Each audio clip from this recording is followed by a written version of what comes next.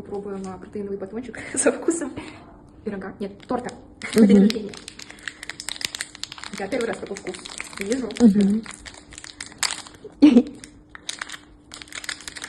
Смотри, он... О, нифига. Он вкусно пахнет, понюхай.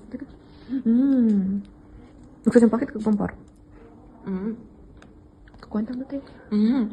Он как будто какой-то ореховый на самом деле. Обман. Ванильный, ореховый. Но очень вкусный. У него очень интересная текстура, он мягкий, но не тягучий и намного интереснее, чем, мне кажется, вот наши батончики, которые обычно покупают в бомбаре. Попробуй. Ой, реально такой более сухой. Ну да, но он все равно мягкий, потому что есть сухие, которые прям даже зубы сломаешь. Вот, а этот, он и мягкий, и такой рассыпчатый, короче, вот. Да, да. Блин, мне что-то напоминает. Конфета у нас есть такая, как халва. На халву похоже. Да, да. Мне кажется, я даже что-то ела похоже. Ну, короче, 10 из 10.